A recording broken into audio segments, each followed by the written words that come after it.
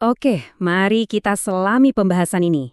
Selamat datang kembali di segmen ulasan kita, di mana kita membedah berbagai gagasan menarik secara langsung dari sumber aslinya. Nah, hari ini kita bakal bahas sebuah konsep pendek tapi super ngena soal membangun kekayaan.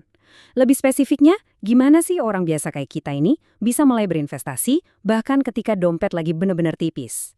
Penulis sumber ini ngasih tantangan ke asumsi dasar kita tentang apa aja yang dibutuhin buat mulai nyisihin aset. Dalam hal ini, sumber aslinya merujuk pada Bitcoin ya, tapi inti pesannya ini valid banget buat konsep investasi secara umum. Jadi, kalau kalian pernah ngerasa gaji tuh selalu pas-pasan dan boro-boro mikirin masa depan, pembahasan ini benar-benar dirancang khusus buat kalian. Coba jujur, pernah nggak sih kalian bergumam, aduh, saya nggak mampu beli Bitcoin sekarang. Atau mungkin, gaji segini mana bisa buat investasi? Ini adalah alasan yang paling sering kita dengar. Dan sejujurnya, ini alasan yang sering banget kita bisikin ke diri kita sendiri. Di tahap ini, sadar nggak sadar, kita semua lagi terjebak di fase masalah. Penulisnya sengaja banget menyoroti kalimat ini di awal, soalnya ini tuh hambatan mental pertama kita. Kita ngelihat harga aset yang udah melambung tinggi, kita ngelihat saldo rekening kita yang segitu-gitu aja, dan otomatis kita ngerasa pintunya udah tertutup rapat.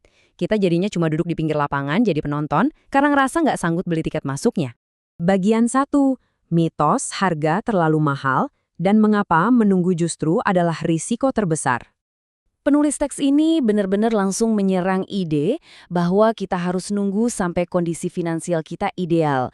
Logika tradisional kita kan biasanya gini, udah deh saya nunggu uangnya ngumpul dulu baru mulai. Kedengarannya masuk akal banget kan? Tapi di sisi lain, sumber kita ini ngasih peringatan yang cukup keras. Pasar itu nggak akan nungguin kalian.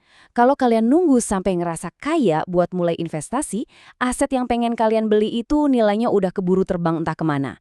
Kalian bakal bener-bener kehilangan momen, atau istilah kerennya, priced out. Kalian ketinggalan kereta karena sibuk nunggu di stasiun yang salah. Lanjut ke bagian 2, realita pengeluaran. Sebenarnya kemana sih uang kita itu pergi? Yuk coba kita audit bentar kebiasaan modern kita. Kalau kita sering ngeluh nggak punya uang, terus lari kemana tuh uang hasil kerja keras kita tiap bulannya? Penulisnya ngajak kita fokus ke pengeluaran yang sering nggak kita sadarin. Jajan kopi kekinian tiap pagi, berbagai langganan layanan streaming yang aplikasinya aja mungkin sebulan sekali baru dibuka. Belum lagi belanja impulsif alias lapar mata, dengan dali self-reward setelah capek kerja. Uang itu keluar gitu aja kan, super cepat, tanpa rasa bersalah. Nah, penulis ini benar-benar menyoroti betapa cepatnya dompet kita bocor cuma buat hal-hal yang ngasih kesenangan instan, tapi nol nilai jangka panjang.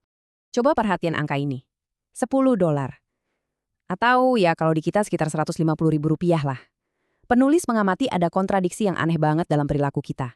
Kita tuh gampang banget menghamburkan 150.000 buat hal-hal sepele. Tapi giliran dihadapkan pada ide buat nyisihin nominal yang persis sama per minggunya untuk masa depan, entah itu buat Bitcoin atau investasi lain, tiba-tiba aja kita langsung teriak, wah itu mah kemahalan. Aneh nggak sih? Kenapa ngeluarin uang buat konsumsi kerasa enteng banget, sementara buat investasi kerasa kayak beban hidup yang super berat? Masuk ke bagian 3. Apa yang benar-benar Anda hargai dan perlunya sebuah perubahan pola pikir? Mengumpulkan aset itu pada dasarnya murni soal apa yang kalian hargai. Ini butuh pergeseran mindset yang fundamental. Penulis berargumen, waktu kalian nyisihin uang, kalian tuh lagi bikin pernyataan soal prioritas hidup kalian. Kalian memilih keamanan di masa depan dibanding kesenangan sesaat hari ini.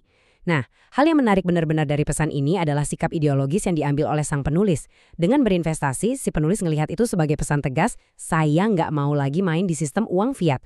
Sebagai konteks saja nih, uang fiat itu uang kertas tradisional yang nilainya ditentukan pemerintah. Cara netral, kita bisa ngelihat bahwa si penulis jadiin investasi ini sebagai bentuk penolakan terhadap sistem keuangan yang dianggap pelan-pelan menggerus nilai uang kita seiring waktu.